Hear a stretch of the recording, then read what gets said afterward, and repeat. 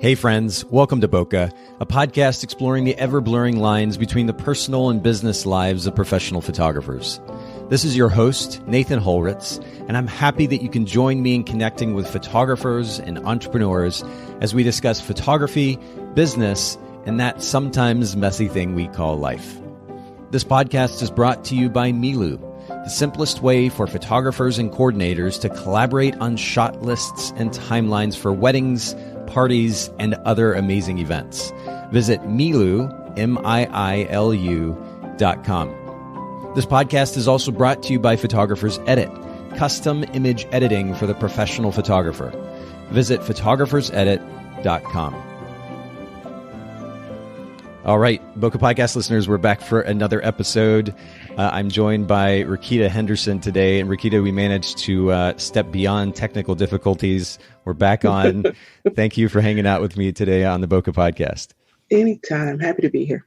Well, and I was saying this the first time we tried, that I really love, there's a couple of things actually that I really like about hanging out with you. And we've had the chance to connect at a couple of conferences, the Cookout Conference.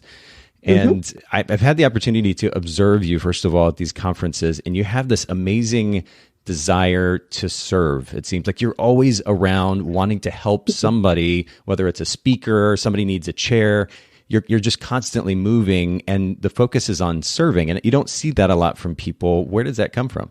My grandma has always told me that I was a steward. I was raised in a very stewardship mindset.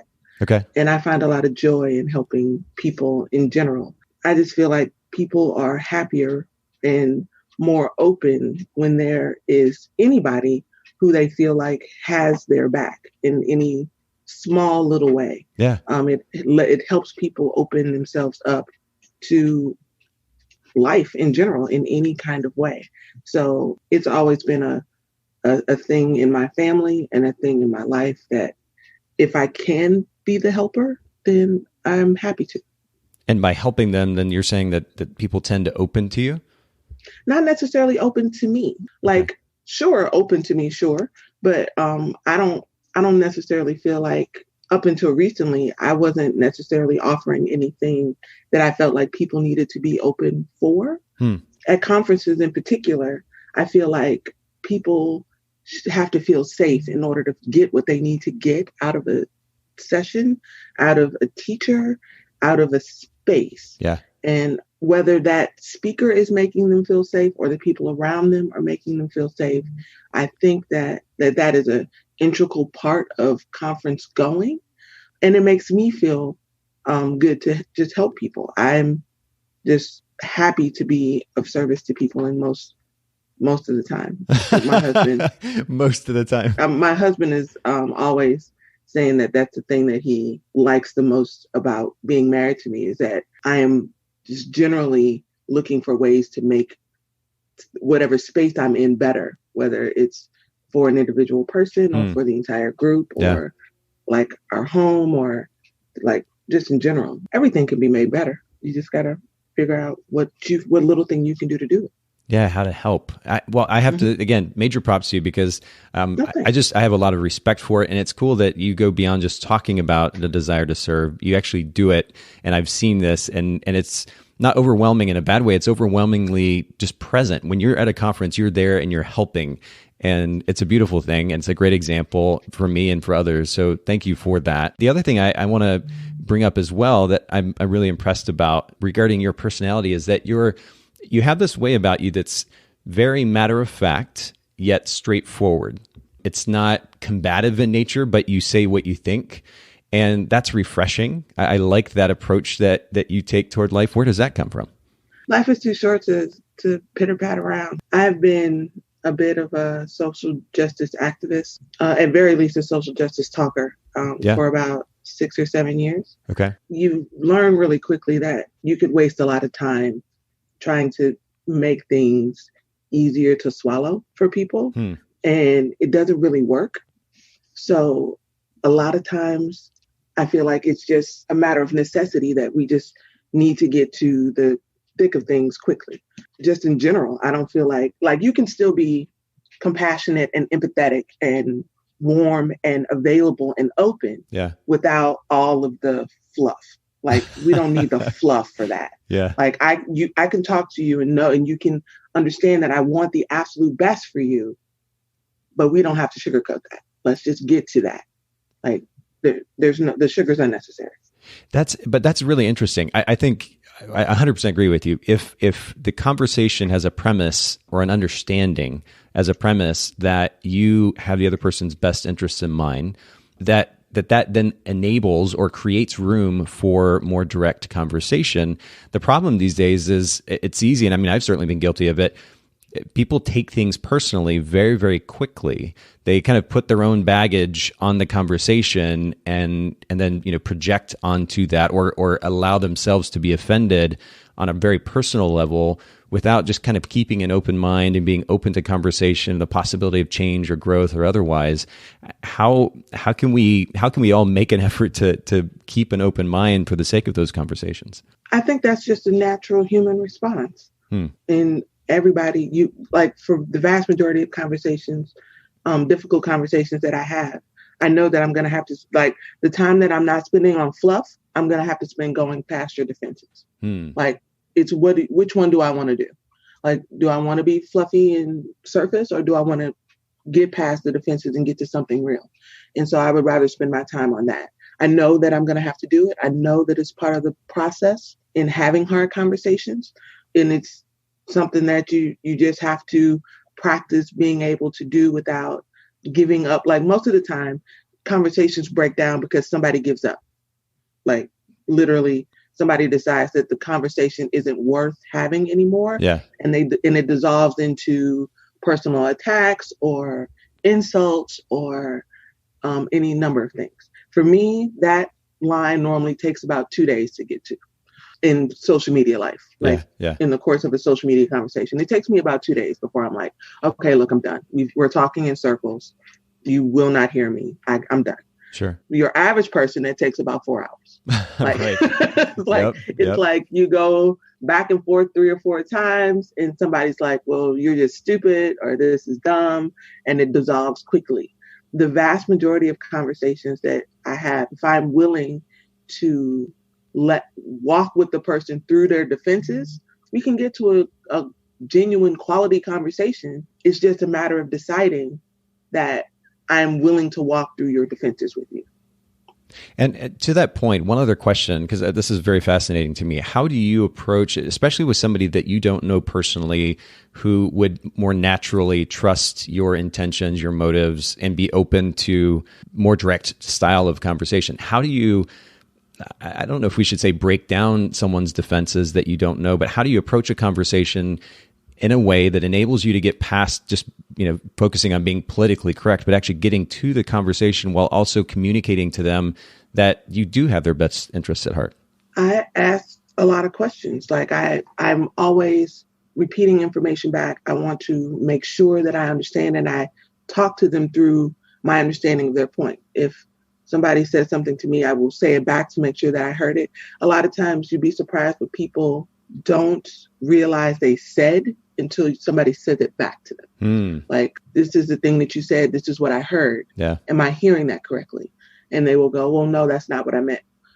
What I often want to say and don't is that words mean things. You have to use the words that you mean. Oh, my word. Yes. That 100%. I still wonder this. And I know this is totally not realistic, but like, in an ideal world, why is it that we can't actually use dictionary definitions of words when we communicate? Wouldn't it simplify relationships? So much easier. Yes. So much easier. So I learned a long time ago that when you tell people words mean things, they get offended.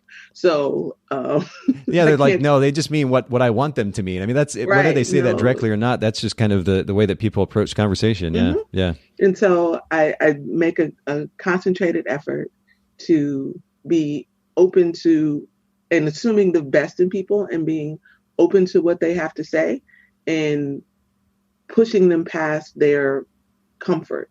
And if you do that slowly, most people don't realize that they're going past their comfort zone.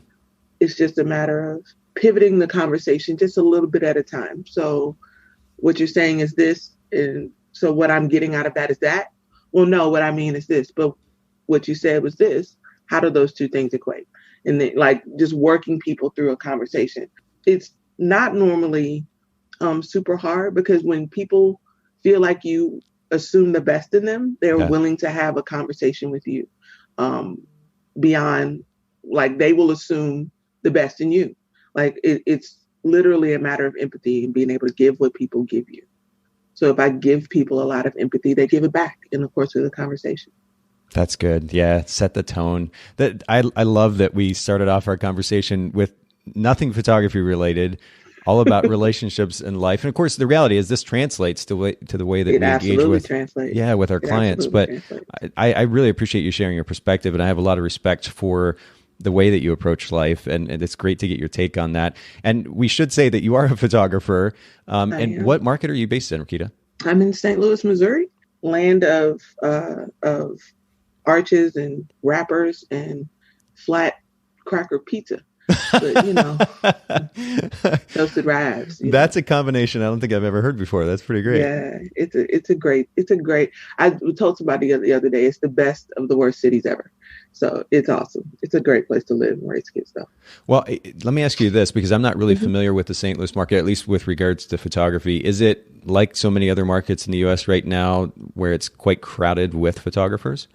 Oh, God, yes. Okay. There are a million photographers here. Everybody knows 10. Like, everybody knows 10 photographers. Yeah. But I don't think that that's necessarily a bad thing. Well, but it also, I mean, this kind of plays into something that we talk about a lot here on the podcast, which is brand position, the significance of brand position in order to enable a photography brand to stand out, because there are a lot of photographers and there is a lot of just digital noise these days. And of course, one of the questions is, how do we stand out amongst that so-called noise? So I'm curious on your take with your brand. What is it that makes your brand, your photography brand, unique? What is your brand position in that market? My commitment to print is something that makes me very different from a lot of photographers. I am absolutely committed to printed images. I'm kind of old school in a lot of ways. I've got a lot of new school in me, but when it boils down to it, being a photographer to me is the art of making a photograph. Digital art is beautiful and lovely and a wonderful thing, but if you don't print it, are you really a photographer? Did you really create a photo?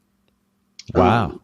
That's a pretty strong statement. Where does that come from? I feel like in this wonderful world of digital art, which is absolutely valuable and absolutely has a place, we have come full circle in the world of people valuing digital art, especially on the portrait end, people valuing digital art over printed art. I think we've come full circle. We have entered the generation where everybody has lost a cell phone that had important images on it. Everybody has lost a hard drive. Everybody has broken a computer, like crashed, like done something and lost data. Yeah. Like everybody has had that particular point in their life where we're coming full circle, where people are like, well, what could I have done to circumvent that? And sure, I could have backed my computer up more. Sure, I could have backed my phone up, but more and more people are taking up the cause of printing their pictures. There are more and more services that print photos off of your phone, print photos like on a subscription level, where people can monthly get their Instagram feeds sent to them printed.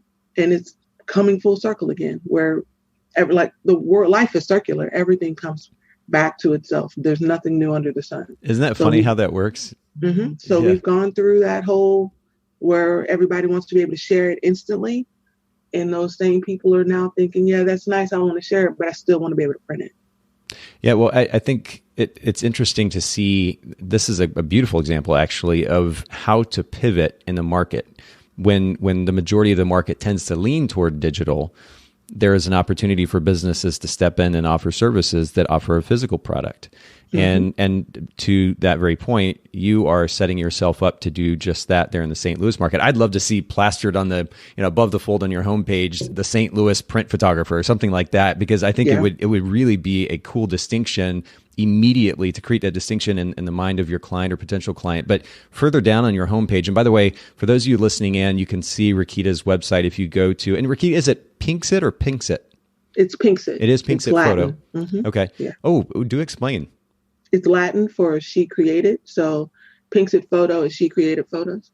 Oh, that's so cool. I should have asked you about this before. That is so cool. Oh, no, it's okay. All right. I've used it forever since I was like 19. That is really, really interesting. Well, pinksettphoto.com. Of course, we'll link to this in the show notes for everybody listening in.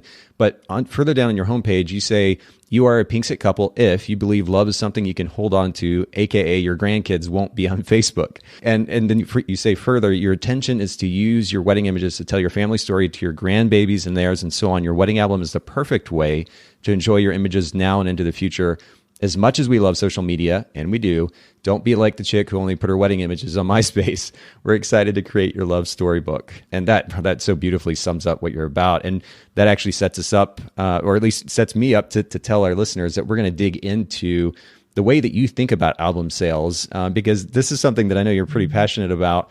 And I think maybe you have a little bit of a different take on than maybe the average photographer. So we're going to talk about that in just a few minutes. But tell me, first of all, from your experience as a photographer, and how long have you been in business at this point? I've been full-time for 11 years, 12 years in March. Awesome. Congratulations. Your experience, what has been the biggest lesson during that 11 or 12 years that you have learned as a photography business owner? Ooh, my biggest lesson, that people don't know what they want. It's true. It's true. People don't know. Yeah. They think they have a general idea, but people don't know. Like I can like almost all of my clients at some point have, like, they come in and they talk about what they think they want. Okay. And then at the end, when we're sitting down and we're talking about what they want to build out of their service, it's completely different than what they said at the beginning. Like clients who didn't want an album, magically now they want an 80-page book. Yep. Wanted, like, all they wanted was albums. They weren't interested in wall art. Now they want a 20 by 30, piece of wall art. Like people's wants change. I think value is something that photographers lean on and clients lean on want. What do you mean more specifically by that? In every workshop, every pricing module, everything that somebody teaches you, we talk about value, building value in our packages, building value in what we offer to clients. Are we offering a valuable experience? Yeah. We're all about value. I am of the firm belief that people buy what they want. Value, I think, plays a part, but not nearly as big a part as business owners want to think it does. Like, what value really is there in a high-heeled shoe with a red sole? Like, let's be real. Like, it's a shoe. And it's a beautiful shoe. I love red bottoms. If I could walk in them, I would own 10 pair. But not because I think that they have some intrinsic value over a shoe with a blue bottom. Interesting. I just want the red bottom shoe. Yeah. Like, it's a want. There's nothing valuable about that want other than the want itself. So the idea that clients are looking at our work and thinking that's a great value I don't think it's accurate. I think they look at our stuff and go, I want it. I want the experience. I want the album. I want her personality. I want that. Not so much that I think she's the best value amongst the people who I interviewed.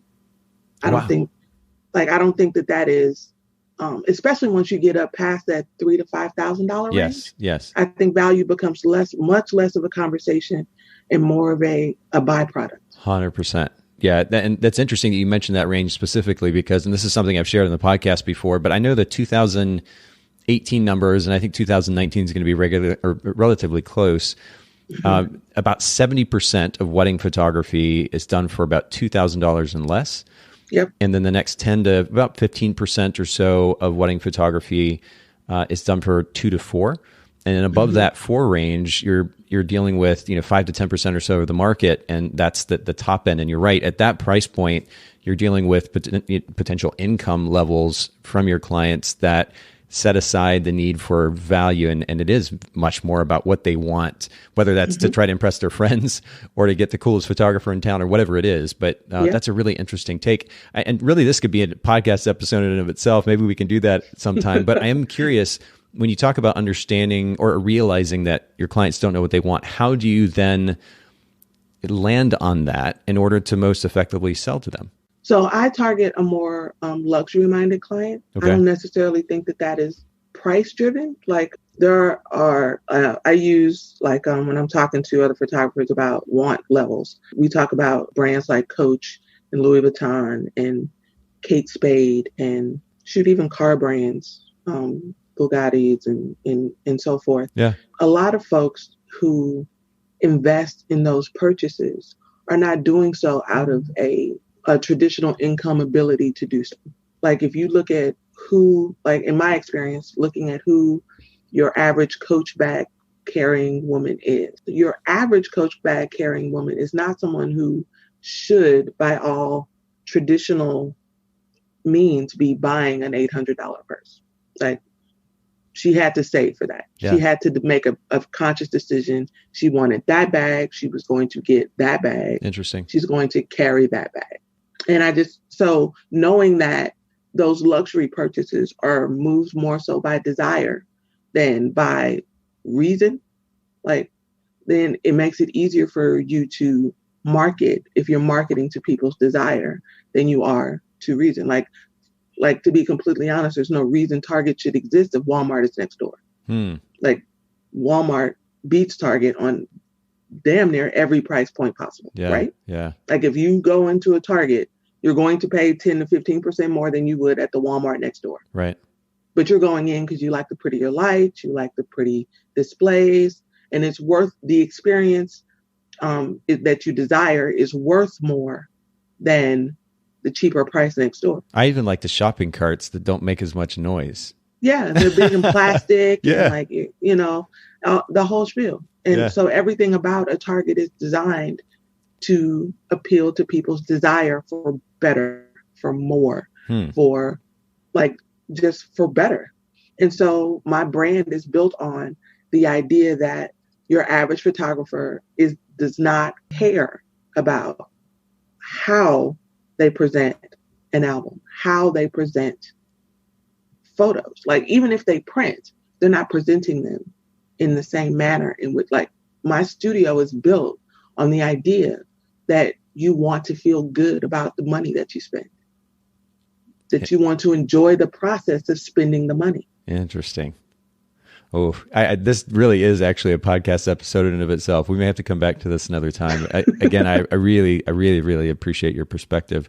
All right. So time is an interesting point of conversation, especially when, well, first of all, you have a business, obviously, but then you have family as well. And you're trying to balance family life, your personal life, and a business. Is there a particular thing that enables you to do this, like a workflow tip or trick that maybe you can share with our listeners? I think that I kind of have come to a point where I have accepted the idea that there is no such thing as balance. Okay. That for me to be good at one thing, I'm going to have to suck at another. And I'm just going to have to be okay with that. I am a mom. I have 3 kids. I am happily married. I have a wonderful crew of friends. I am an active daughter. I am an active sister. I have a lot of relationships that I balance. And I know that when I am on my game about being the best business owner that I can be, that those relationships are going to suffer. I am going to suck as a mom. I'm going to be the wife that is less attentive. I know that I won't call my mom as much as I should.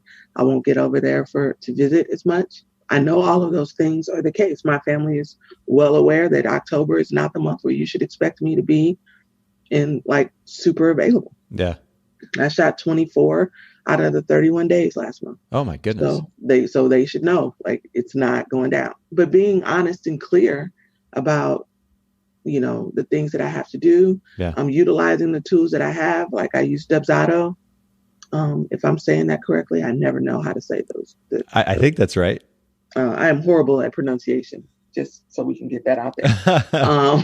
No, I think that's right. And shout out to Dubsado. Yeah, I use them in their workflow as much as I can. I use a lot of, like, social media tools so that I can not be as online as people think I am.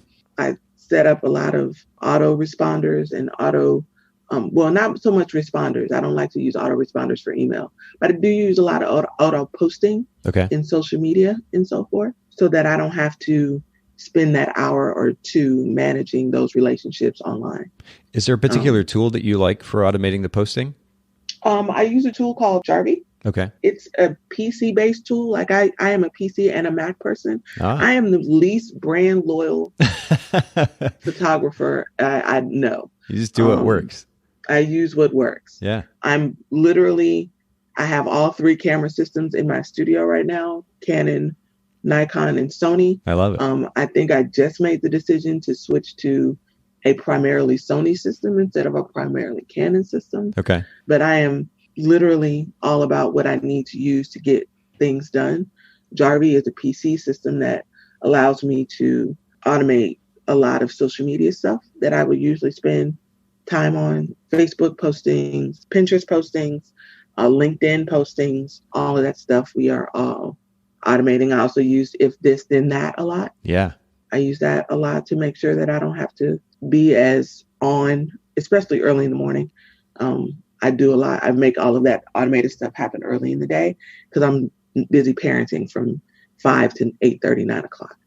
Yeah, and I'm glad that you point that out too. I realized this recently because we've had a pretty busy season at Photographers Edit and then launching Milu, and there's been a lot going on. And I was waking up, and this hasn't always been the case, but for a time there, I was waking up and just kind of jumping right into work, and it was exhausting. Within the span of 2-3 weeks or whatever, I was just like, forget this. I have to go back to starting off the morning.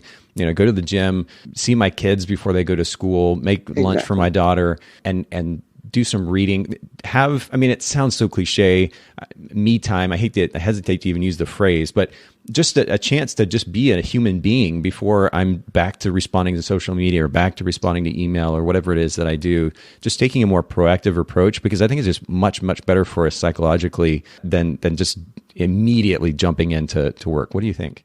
Yeah, I absolutely agree. I'm literally switching. Like I used to live a life where I had 2 phone lines, and I was like, oh, this is stupid. I'll just put everything on one phone line. Yeah, I got to go back. Like I have got to go back. I like my clients being able to contact me whenever they need, but I also need to be able to turn that phone off. Yeah. I am like we said earlier, I'm a servant-based person. I'm a service-based individual.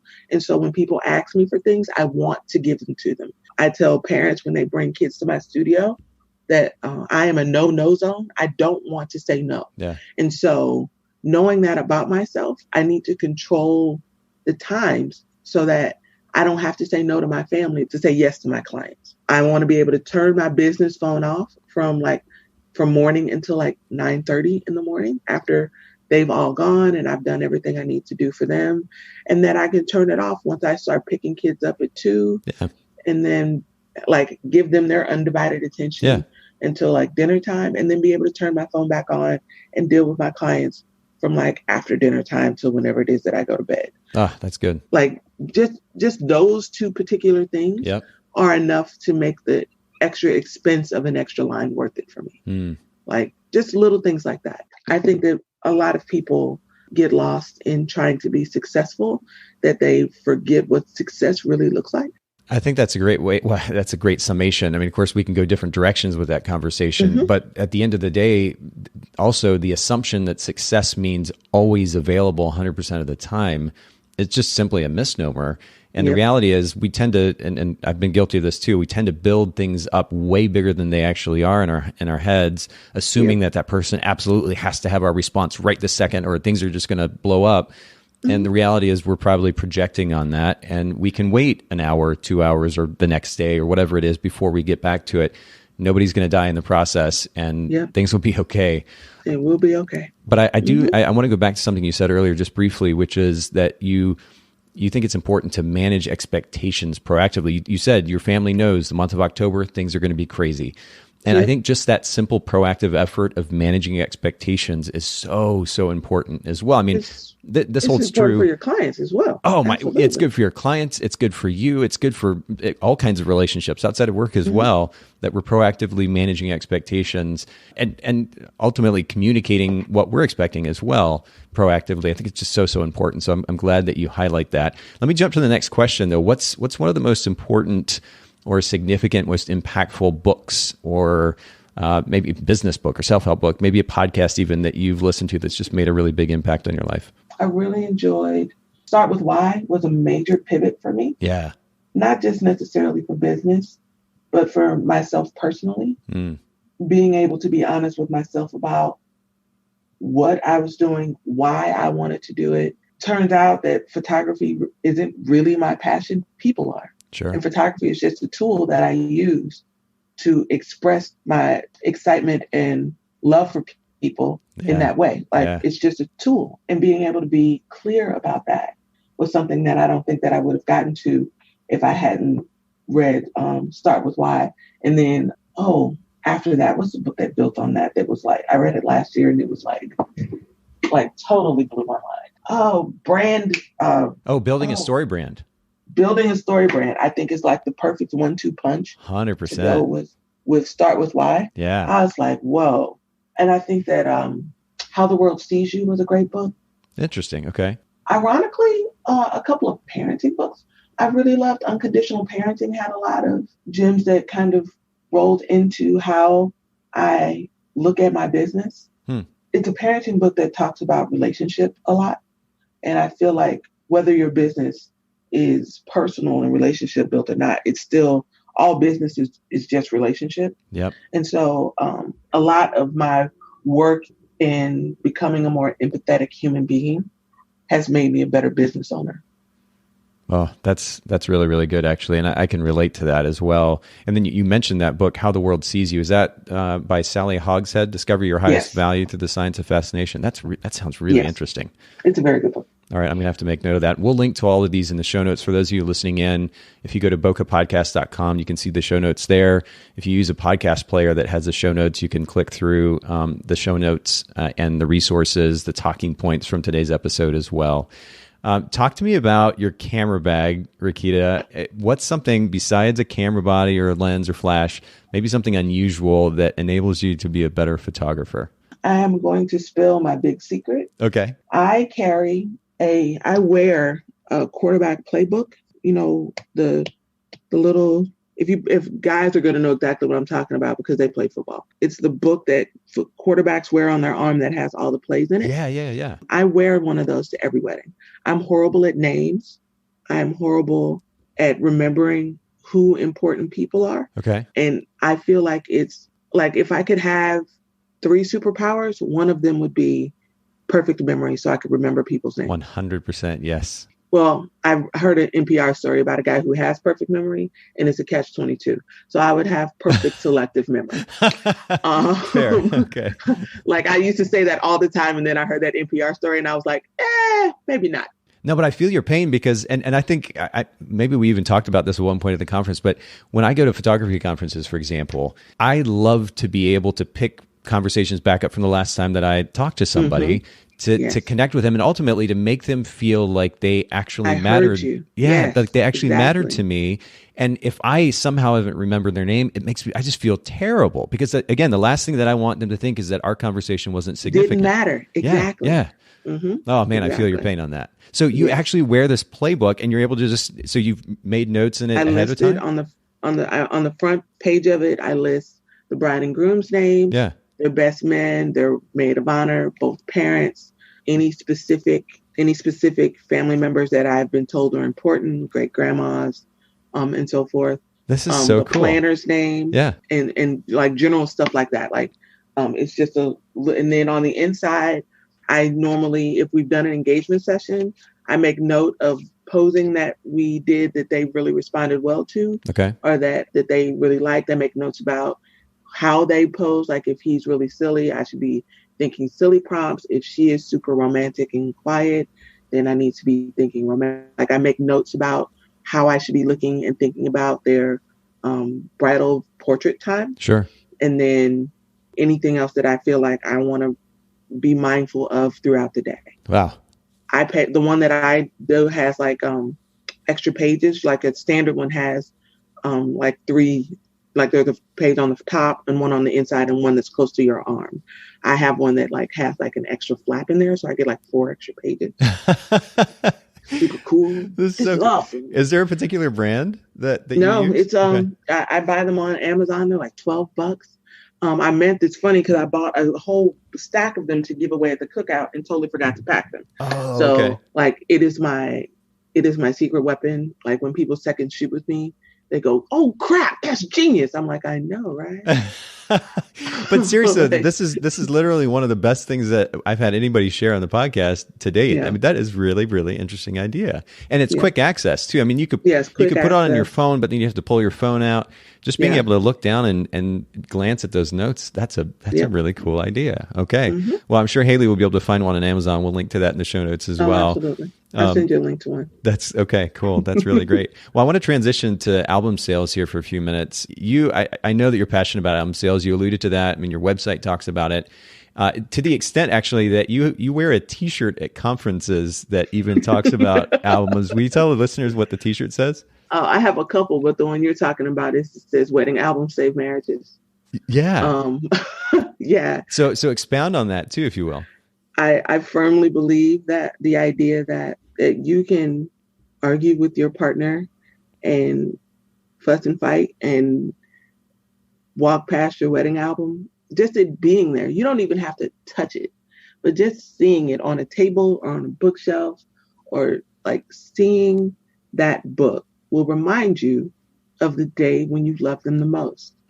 Like, and I often joke to my brides that you'll use it on the days where you want to kill him, or you will use it to kill him, because it's a pretty blunt object. You can do some damage. And quite heavy. Yeah. Quite heavy. Like, if we made this right, if we did this 100-page book right, it's a weapon. That's but funny. for the most part, you should be able to pick that up and remember where you started and remember how you felt and how much you love them and how valuable, like, and how much effort you put into starting it. Like, a wedding is not a little thing for the most part. Like, even the smallest weddings take a lot of time and energy and effort and resources. Like, they are not to be sneezed at. And so I feel like we forget a lot of times how much energy and effort we put into starting with someone. Like, a wedding is a beginning. It's the best beginning. It's my favorite beginning. So being able to put a pin in this moment and be able to say, and I love you more today than I did on this day. And look at how much I loved you then. You already mentioned the significance of print versus digital. Are there any other underlying stories that drive your passion for album sales? So I feel like, particularly in Black homes, grandparents used to put everybody on the wall. Yeah. I remember walking into my grandma's house and feeling super important because my picture was in an 8x10 on the wall at my grandma's house. And she was looking for your new picture every year. If you pop that frame, it would be, your last 8 school pictures would be underneath there. Yeah. Like, and don't let you do something special and get a special picture. She was putting that on like the mantle, and she was putting it on a bookshelf. That's cool. And like, there's a scientific research paper that was written that says that children who grow up in homes where their pictures are displayed have a higher sense of self-esteem and do better in school. And I firmly believe that. I feel like, as a mom who prints, like, I printed like, everybody knows that, you have a first kid and you print all the pictures and the pictures everywhere. Right. And then the second kid gets less pictures. You know that story? Like, the second kid gets like a slight, they get slighted on the second time around because you've done it before. Yep. My second daughter, she pulled me to the side when she was like 4 and was like, "Mommy, why come Cammie's pictures everywhere and mine isn't?" Wow. And I was like, chin checked. I was like, "Oh, let me fix that, little person." I printed 65 of my favorite images of her, and we sat down and we framed them and we put them all over the house. Wow. Because she understood intrinsically that pictures of her sister meant that I loved her. Why weren't there pictures showing how much I loved her too? Wow.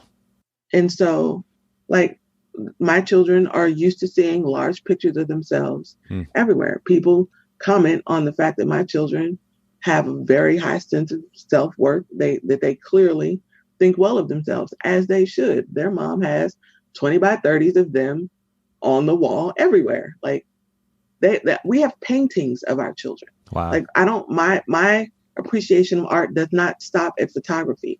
My family has 1, 2, 3. There are 3 images of our family painted on the wall behind me, 20 by 24s that were painted by a fantastic artist named Kababi. One of my children with their grandfather, one of my son and his dad and my husband, and one of my husband and my oldest daughter's hand. Like, we believe in every possible statement of love that you can make. And albums, I feel like they are the most compact yet overfilled way to do so. Like, when I was a kid, again, my grandma's house was where I felt the most loved and the safest place in the world. On holidays, she had a trunk that works as her living room table.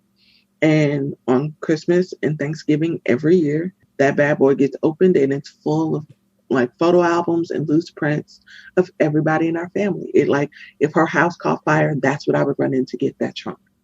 Wow. It is literally our family's history. And every year my kids open that trunk and they ask us new questions about different things that happened and different things that we have been through, and who is this and where are they and why don't we see them, or what happened to them, and all these different stories they want to know.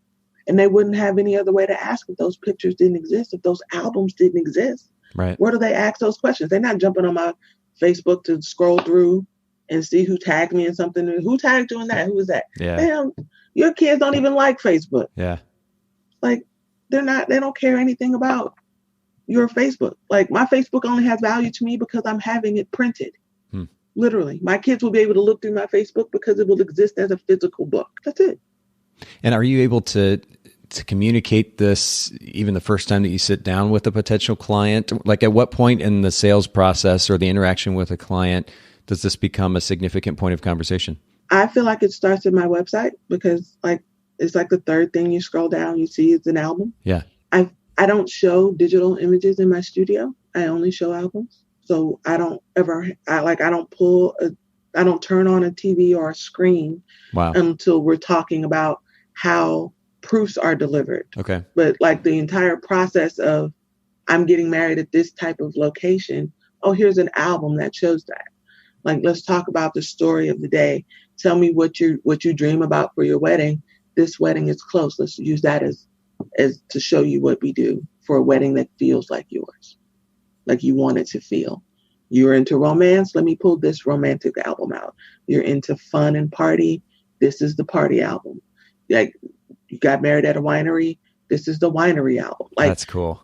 We don't do like digital unless there's something specific that I want to show that I didn't have in a printed album. And even if I pull up a digital screen, I'm pulling up a digital version of the album. Okay. Shout out Fundy's album proofer. Yes. I'm going to pull up a digital version of the album. I'm still not pulling up a gallery.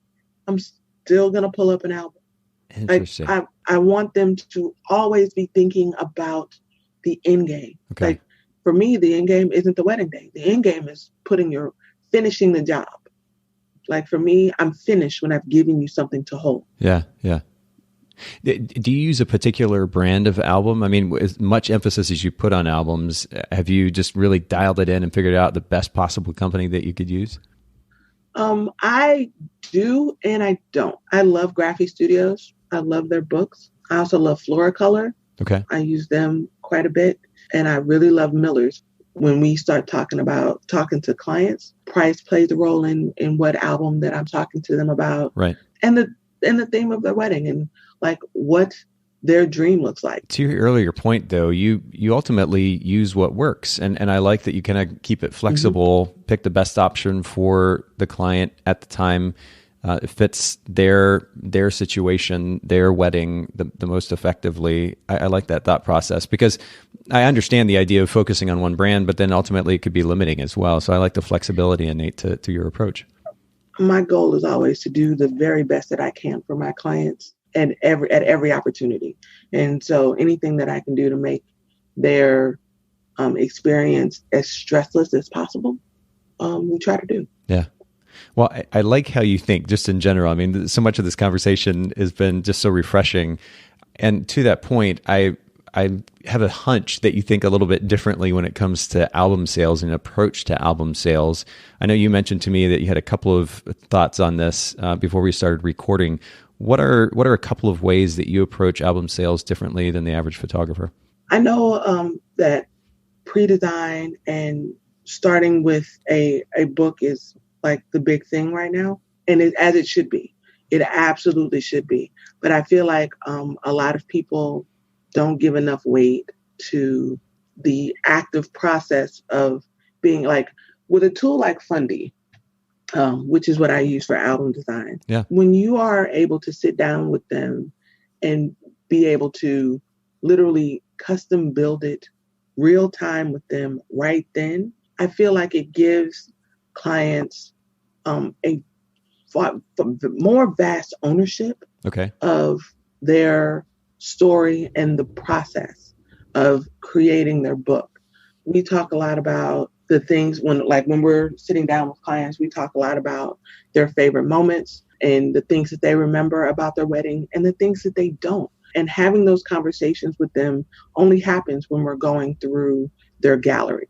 Like, we start and show people their wedding album, like how I envision their day. And it's always, I'm a hopeless romantic. I love a wedding. It's always too long. Like, I think the biggest album that I can sell through Graphy, through a standard album, is like 110 pages. Yeah. And I don't think this year I've shown an album with less than 140 in it. Wow. So we know we're going to have to trim it down to keep it into one album, or we're going to have to think about 2 volumes, like however that's going to work. But going through the gallery with clients and literally doing it without them really being mindful and picking their favorites as they're talking, and then being able to pull those into Fundy and go, okay, so I heard we've gone through your gallery and I heard what you said about these images being your favorites. Let's adjust your design to include these moments that you really love. Okay. Like, and it's always just like little tweaks. Like, you had that moment in the album. You just didn't have the right moment in the sequence. Does that make sense? Yeah, it does. But this is really interesting, though, that you are taking the approach of designing it in person with them, because most photographers, as you alluded to, that this happens remotely online somewhere, and then they just send them a link and then, approve it or disapprove it, or if you want changes, make notes. It's a very impersonal process. You make it very personal, and I think that's interesting. We want it to be a very hands-on process. We want them to feel like they are super involved. If they are not in town, we're doing that through a Zoom call. Okay. We're going to video call it up. I'm going to share my screen with them, and we're going to go through it page by page and go right through and make sure that it's exactly the book that they want. I am, like, as I said, I got 3 kids. I've got to run the business. I've got to be the wife. I've got to be the mom and daughter. I don't have time to go back multiple times over a particular client unless it's absolutely necessary. The vast majority of things, if you tell them to put aside 2 to 3 hours and you can knock that out in one night, we can normally knock that out in one night. Yeah. Well, I know that it's quite an investment in the relationship with them. Do you find that there is a significant difference in the final sale as well, compared to doing it remotely? Have you done it both ways? Have you noticed a difference? I've done it both ways, and I didn't start hitting the numbers I wanted to hit until I took the more personal approach. Wow. Being able to, I know in-person sales is stressful for a lot of people. It causes anxiety, but there has to be a way to involve people in a way that works for everybody's personal needs as far as the stress of actually doing in-person sales. Sure. It is an investment. I know it is. It's a time investment. It's an energy investment. As a person who's empathetic, I understand the transference of energy and being around people and like sucking up how people feel and going back into the world and having to deal with that. I get all of those arguments, but and I've had people tell me, well, I'm able to get upgrades on albums just by sending a link over. And I'm like, but what if you could double that? Yeah. Like, what if you could just work less? Yep. Like, I know the idea of spending 2 to 3 hours in a meeting sounds crazy to some people, but the truth of the matter is I have 4 of these coming up in the next couple of weeks. Maybe next 2 weeks, I've got 4 client meetings where I'm probably going to spend 2 or 3 hours with them. But those meetings will keep me from having to take on 4 additional weddings. Like literally, if the upsell is, if the average wedding investment is $2,000 and my upsell is $2,000. That's one less wedding that I have to book. Right. And you only spend an additional 2 or 3 hours, and instead of the 40 hours you spend on a whole wedding client. Right. And you further strengthen the relationship with that client, which likely means a higher chance of referral as well. You're just kind of upping the ante with the experience you're providing them. Yeah, that's really good. Okay, so the first thing, this first big idea then is to actually take the time to design the album in person. What's the second idea? You have to believe it. Most people get so in their own way because they don't believe in print. They don't believe their clients will buy it. They don't believe that, like, they don't print their own work. Like, the biggest thing about the cookout for me was getting people into the mindset that your prints matter. Like, not even just your work as a photographer, your work as a human in your life. Are you printing your work? Are you used to seeing your family's images printed? Do you see the value for yourself before you can see it for your clients? And most people don't. Photography can quickly become a job. Yeah. Like when I was in college, I went back to school, to culinary school. In my journey to become a photographer, I went to culinary school for 2 years. Wow. Okay. And my favorite professor pulled me to the side. He was like, you are, like, even your homework is exceptional. Like, explain to me what the purpose is. And I was like, well, I love cooking and I want to open a restaurant. I wanted to open a bakery. And he was like, let me explain to you what that looks like in real life. And he broke down, like, the hours are horrible for bakers. Like, you have to go in at 3 a.m. You will never see your kids again. Like, he literally broke it all the way down. And I was like, wow. He said, what I want you to do is go home and think about whether or not this is something that you're okay with becoming a job, that you will stop doing because you love it and start doing it because it's your job. And if you're okay with that, take the next course. I dropped out that semester. Wow. Because cooking is a love language for me. It is literally something that I do, that I literally push all of the emotion that I feel for the people that I am cooking for in that moment. I want you to taste how much I love you. Wow. And so knowing that about who I am and knowing how I move into the way that I give myself, I chose photography because I was okay if it became a job at times. That if sometimes I need to just shoot it and be done, that can be okay. So if I can be okay with that, then being able to push through, the other side of that is that the space where I show you that I love you is in what we create out of it. The way that I show my clients that I want them to care is in what we create. I want you to leave with something. Like the way my studio is set up, it's designed. You can't, you have to abandon money to leave without a print, period. Like, you have to decide that, like, say you hire me for a 30-minute family session. That family session is $300 for 30 minutes. Okay. I'm going to give you a $300 studio credit that you can spend on prints. And everything you buy a print of, you get a digital copy of. I understand that digital is still important to people, but print is important to me. So for the same price that I would sell your digital file for, you get a print. Anything smaller than an 8x10. Wow. For you to decide not to print something, you have to actively say, I do not want the money. I am going to leave $300 on the table. And who does that? Nobody. Right. It's set. My world is set to emphasize this physical statement of empathy, of affection, of love. I want you to love your people out loud. I want you to. I want your kids to be like, my mom loved this session so much, she put a 10x15 framed on the wall. Yeah. I want you to want it. I had just, first of all, I had high expectations for our conversation, Raquita, but you've blown those away, and your perspective on, I mean, life and business and photography and then selling albums. I mean, it's just really refreshing. And you have this calm and wisdom about you that's inspiring as well. So I really can't thank you enough. I mean, all of this has just been really, really a great conversation. And we may have to do another podcast episode at some point. This has been too good. But sure. I appreciate you making time to do this today. And maybe we can just close for now. If you'll share one more time with our listeners where they can find you online, social media, your website, so they can continue to follow what you're doing, that would be great. I'm everywhere as Pinxit Photo, Pinxit Photo. Yeah. I'm also everywhere as Raquita or the Raquita. Literally everywhere. I encourage people to follow me personally. My Facebook is a wondrous land of sarcasm and joy. So please feel free to follow along. I'm at my friend Cap. So you just have to follow. Unfortunately, I can't accept any more friend requests at this point. Yeah. But please feel free.